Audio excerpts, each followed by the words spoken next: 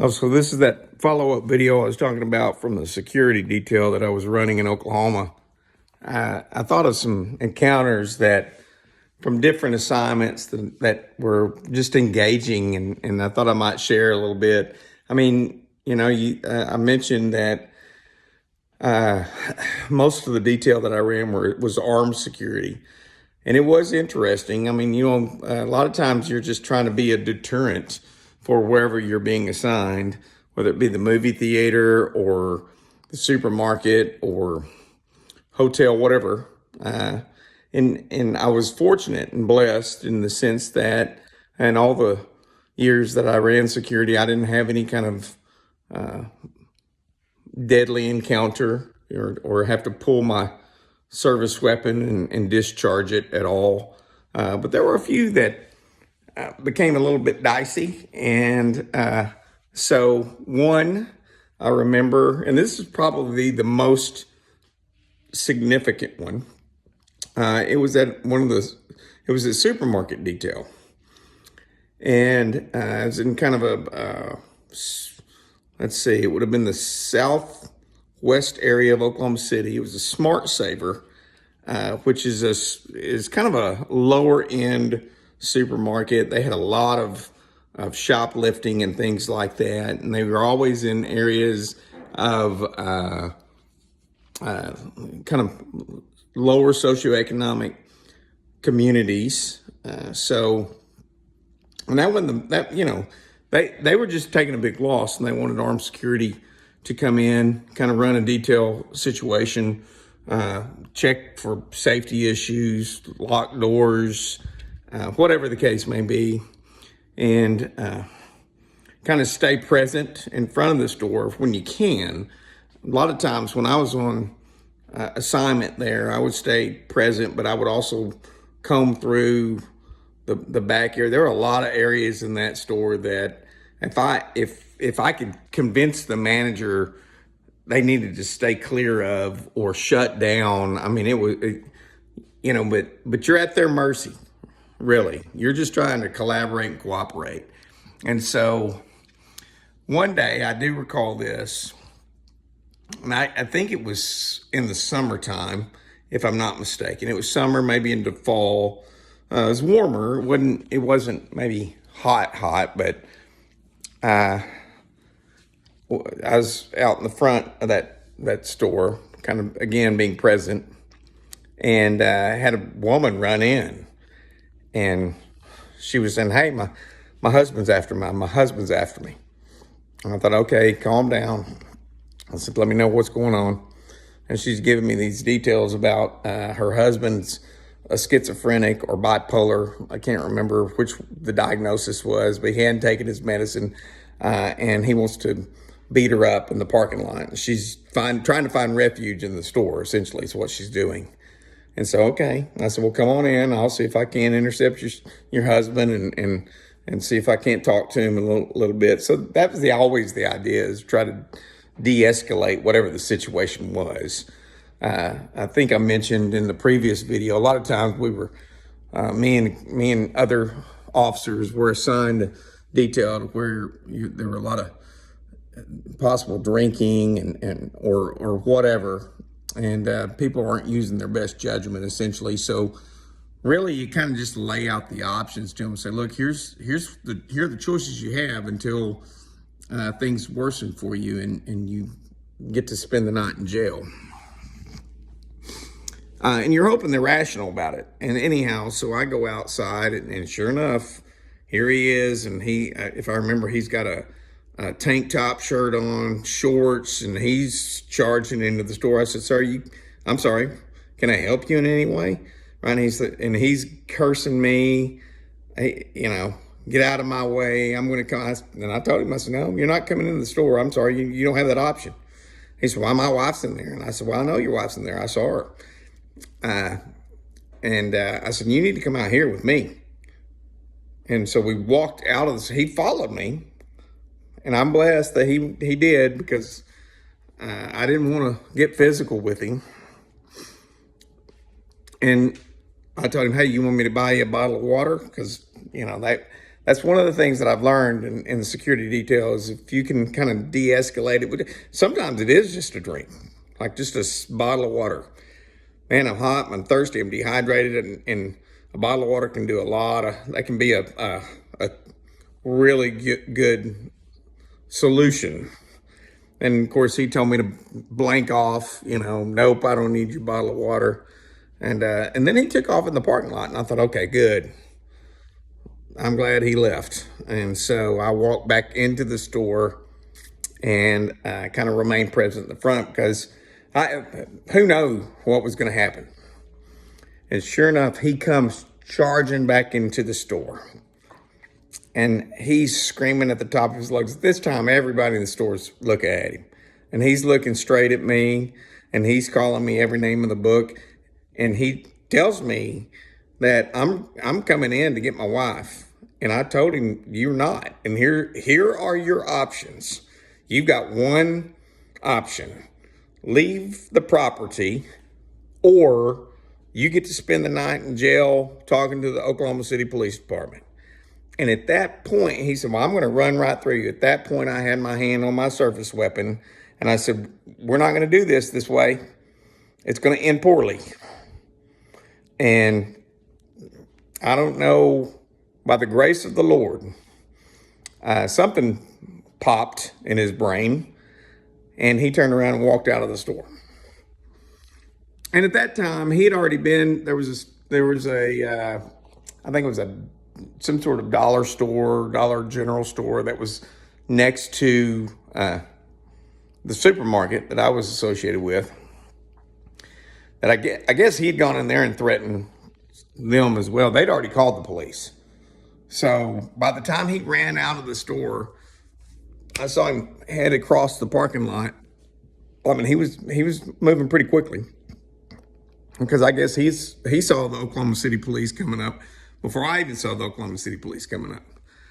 So I didn't call the police department, but the associated store next to me had already called the police department. So whether or not they ever detained him and picked him up, I don't know.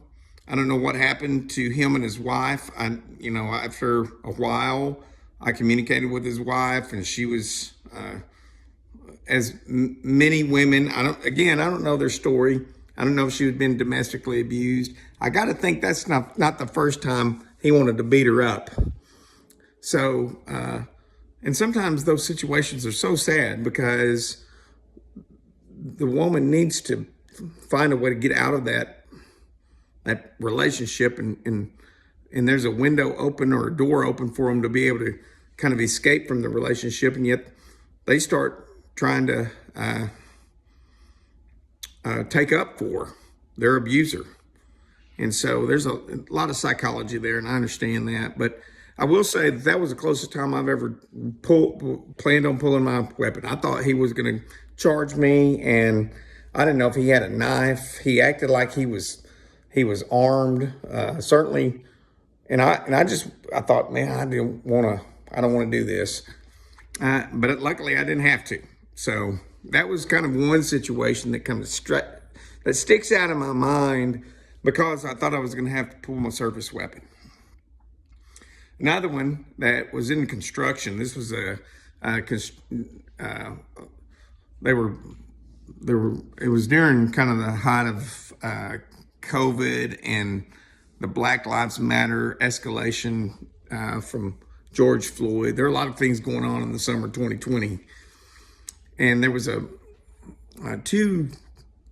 don't even remember the name of the construction group, but they wanted security detail at two different locations that they were doing in downtown Oklahoma City. And so they had two officers, me and one other guy, whoever that may be, and we just split time at the two locations. So it was a 12-hour assignment.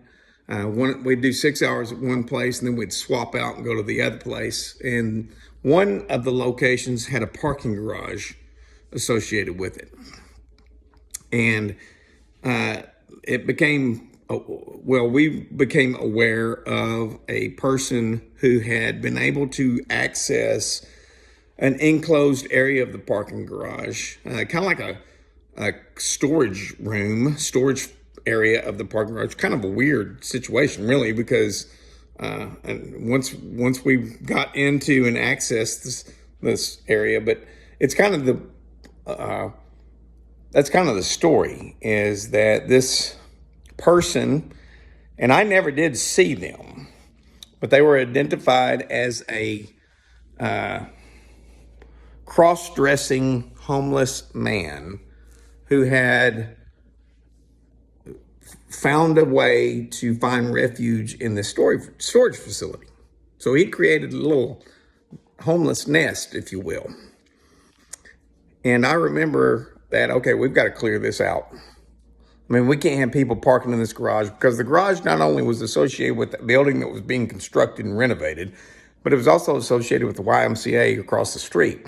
You had two different people parking in this garage, and this guy could not be in there. And then, you know, the bulletin on him was that he was armed, not with a gun, but with a knife. And one thing anybody knows, law enforcement or security or any people that are well trained in this, a knife can do much more damage than a gun, because they're easier to conceal. Guns not as easy to conceal. So I remember one day, me and he was the manager for the construction company. I said, I'm going to go into this facility. We're going to clear this guy out. And he was a little bit nervous. I said, well, we got to do this. I mean, we can't continue to allow him to house himself in this facility. So, and what it was is the door looked like it was closed and locked, but really it was just nicely tight. And all you had to do is push on it real hard and it would open up. And so he had learned that. That's why he was able to access it, get in there, and build himself a little bit of a homeless nest. So I thought, well, okay. And it's in the middle of the day. It's not at night. So nobody had seen him go in and out, but I thought, we're going to clear him out of here once and for all. There's plenty of homeless shelters in downtown Oklahoma City. There are areas that are willing to help him. He's not benefiting himself, nor is he helping anybody else by putting himself in this situation. So we're willing to do that. He's just got to leave the property. That's trespassing. We'll find you a location. There are plenty of, like I say, areas that in Oklahoma City, they're willing to help you and support you and move you on to the next, kind of rehabilitate you if you're willing to be rehabilitated. And I think that was some of the problem there. So anyhow, we were ready to, I was ready to go in. And I told him, just follow me in, or you just wait outside. In the area, the storage area probably would have been about the size of a bathroom in most normal houses, like a bathroom that has a shower, bathtub, toilet. So it wasn't real big. It was just big enough for him to, but the thing about it, it led down and then it turned. And that turn is where his nest was. So a little bit of a opportunity for him to hide if the door opened. So I just went in and I said I never pulled my service weapon. I didn't ever pull my service weapon on a person to whom I was trying to de-escalate a situation. In this situation, I heard my service weapon pulled, and I kicked the door in and told him, this is security, and I'm coming in. And so I did, had the light on, even because it was, even in broad daylight, this storage area was completely dark. It didn't have a light in there. Light on, gun pulled, going in, and it was empty. All his stuff was everywhere. He even had a little mattress in there. I don't know where he found that, but he had a mattress in there, some other things, some other items. And so again, a blessing, because I don't know if I mean, he didn't know I was coming in, but if I had come in, put that light on him, and then he lunged at me with a knife, I didn't, again, want to discharge that weapon, but that was going to be the option. because I don't think he was going to come out and just cooperate. But anyhow, wound up being a situation where nothing bad happened.